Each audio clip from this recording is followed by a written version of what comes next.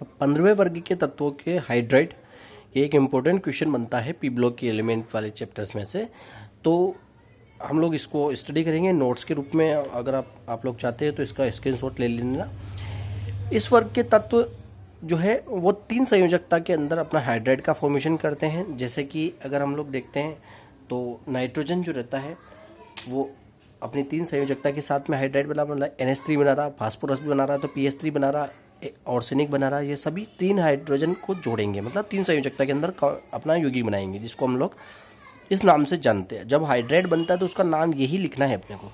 तो इसका जो नाम रहेगा अमोनिया, इसका नाम फास्फीन है, इसका नाम ओर्सिन है, इसका नाम स्टेबिन है, इसका नाम है बिस्मथीन, BiH3, इसका नाम बिस्मथीन रहता है। इसके अंदर बॉन्ड एंगल जो रहता है वो बॉन्ड एंगल 107 डिग्री का रहता है अमोनिया के अंदर। बाकी के अंदर 94, 92, 91 और 90, मतलब ऊपर से नीचे की ओर जाने पर बॉन्ड एंगल का मान घटता है। ठीक है। इसके अंदर जो संकरण है वो संकरण है sp3 संकरण, और sp3 संकरण से हम लोग सामान्य तौर पर जानते हैं इससे आकृति चतुष्फल की बनती है। लेकिन यहाँ पर आकृति चतुष्फल की न बनकर उसकी आकृति बनेगी त्रिकोणीय पिरामिडीय आकृति। बहुत इंपॉर्टेंट बात है ये। क्यों बनती त्रिकोणीय पिरामिडीय? कारण ये रहता है कि इसके अंदर एकाकी इलेक्ट्रॉन युग्म बच जाता है।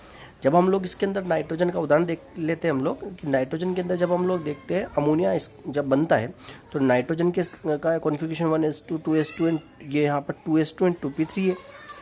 2p3 के थ्रू इसके अंदर जो संकरण हो रहा है S एंड P का sp3 संकरण हो रहा है। इसके बाद में यहाँ पर एक एक जुड़ जाएंगे, यहाँ पर हाइड्रोजन, यहाँ एक हाइड्रोजन जुड़ गया और एक हाइड्रोजन यहाँ जुड़ गया, ये 3 हाइड्रोजन जुड़ गए।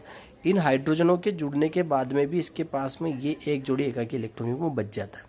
तो जब इसके पास ये एक जोड़ी एकाकी इलेक्ट्रॉन युग्म बचता है, इसको हम लोग लिख देते हैं यहाँ पर एकाकी इलेक्ट्रॉन युग्म। इसको लोन पेयर इलेक्ट्रॉन पेयर भी बोला जाता है, तो LP के नाम से भी इसको जानते हैं। ये जो बॉन्ड बनाते हैं इनको बॉन्ड पेयर बोलते हैं, बॉन्ड पेयर, और उसको बोल रहे हैं अपन लोन पेयर। ठीक है।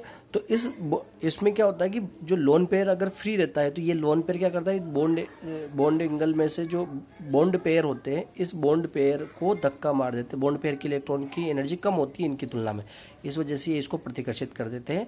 और जो बॉन्ड एंगल इसका sp3 संकरण की वजह से 109 डिग्री 28 मिनट होना चाहिए था, वो बॉन्ड एंगल हो जाता है 107 डिग्री। ये बात ध्यान रखने वाली है। sp3 संकरण से बॉन्ड एंगल होना चाहिए था 109 डिग्री और 28 मिनट, लेकिन यहाँ पर इसके पास में क्या पड़ा हुआ है, लोन पेयर ऑफ इलेक्ट्रॉन, एकाकी इलेक्ट्रॉन पड़ा हुआ है, जो जिसकी ऊर्जा ज़्यादा होने की वजह से ये बॉन्ड पेयर के इलेक्ट्रॉन को विकर्षित कर देते हैं, दबा देते हैं। इसकी वजह से बॉन्ड एंगल का मान 160 डिग्री हो जाता है, और इस वजह से इससे जो आकृति बनती है उस आकृति को हम कहते हैं त्रिकोणीय द्विपिरामिडीय आकृति। ठीक है। नेक्स्ट हम लोग पढ़ते हैं इसके अंदर कि इसके हाइड्राइडों के बिहेवियर्स क्या होते हैं, क्या कैरेक्टर्स वो शो करते हैं। ये भी इंपॉर्टेंट बात है, कभी क्वेश्चन पूछ लिया जाता है इसमें से भी कि पॉइंट दे दिए जाते हैं कि नाइट्रोजन परिवार के हाइड्राइडों के कैरेक्टर्स को निम्न पॉइंट के आधार पर समझाइए। जैसे पहला पॉइंट दे दिया, वहाँ पर बॉन्ड एंगल क्या होता है, तो हम लोग लिखेंगे कि इनके हाइड्राइडों के बॉन्ड एंगल जो है ऊपर से नीचे की ओर जाने पर घटते हैं। ऊपर से नीचे मतलब नाइट्रोजन से हम लोग बिस्मथीन की ओर जाएंगे, नाइट्रोजन के अमोनिया से बिस्मथीन की ओर जाएंगे तो बॉन्ड एंगल घट जाएगा। ठीक है। और कौन से कैरेक्टर है जिनके बारे में क्वेश्चन पूछ सकते हैं, तो जैसे अवस्था और इसकी घुलनशीलता क्या है, तो इनकी जो है वो अवस्था सभी गैसें हैं और जल के अंदर ही घुलनशील गैसें होती हैं। सभी कौन कौन, अमोनिया, फास्फीन, ऑर्सिन, स्टेबिन और बिस्मथीन, सभी जो है वो गैसीय अवस्था में पाई जाती है। सभी गैसें विषैली होती है, अमोनिया थोड़ी कम विषैली होती है, दम घोटने वाली गैस होती है। ठीक है। स्थायित्व इसका क्या है, तो अमोनिया से बिस्मथीन की ओर जाने पर स्थायित्व घटता है। स्थायित्व का मतलब है कि ये बॉन्ड टूट रहा है कि क्या है, तो अमोनिया का तो फिर भी स्थायी बॉन्ड होता है, जब हम लोग नीचे की ओर जाएंगे तो इनके बॉन्ड टूट जाते हैं, मतलब हाइड्रोजन रिलीज कर देता है, हाइड्रोजन छोड़ देता है। और इसी हाइड्रोजन को निकालना, मतलब हाइड्रोजन को निकालने की वजह से उसके अंदर अम्लीय गुण बढ़ जाएगा। अम्लीय गुण बढ़ेगा तो वहाँ पर क्षारीय स्वभाव क्या रहेगा, कम हो जाएगा।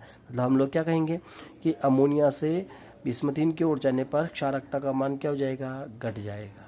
क्षारीय गुण, क्षारीय स्वभाव क्या हो जाएगा, घटेगा, क्योंकि अम्लीय स्वभाव बढ़ रहा है। तो कभी बात आ जाएगी अम्लीय स्वभाव के बेस पर, तो अम्लीय स्वभाव तो बढ़ता है और क्षारीय स्वभाव इसमें घटता है। अपचय गुण, अपचय का मतलब क्या होता है, जो हाइड्रोजन रिलीज करने वाला होता है, तो ये हाइड्रोजन रिलीज कर रहे हैं।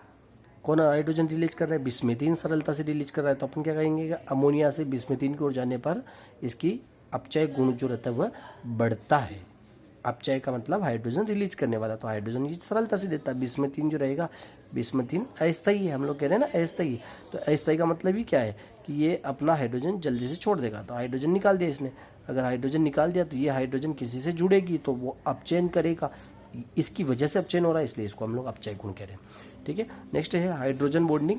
तो हाइड्रोजन बॉन्डिंग भी ऊपर से नीचे की ओर जाने पर घटती है, क्योंकि अमोनिया के अंदर सबसे ज़्यादा हाइड्रोजन बॉन्डिंग होती है। और यूँ भी जान सकते हैं अमोनिया एक अधातु है, और अधातु जिसकी उच्च ऋण विद्युतता होती है, उच्च ऋण विद्युतता के कारण ये अणु खुद के साथ में ही हाइड्रोजन बॉन्डिंग कर लेता है। इसलिए अमोनिया जो रहती है वो थोड़ा सा अगर रूम टेम्परेचर से थोड़ा सा टेम्परेचर डाउन करते हैं तो ये हमें गैसीय द्रव अवस्था में मिल जाती है। शीघ्रता से इसका द्रव फॉर्मेशन किया जा सकता है, क्योंकि हाइड्रोजन बॉन्डिंग ज़्यादा बना लेता है ऋण विद्युतता उच्च होने के कारण। तो ये इम्पोर्टेंट एक टॉपिक रहता है हाइड्रोजन हाइड्राइड्स जो रहता है 15वें वर्ग के तत्वों के हाइड्राइड।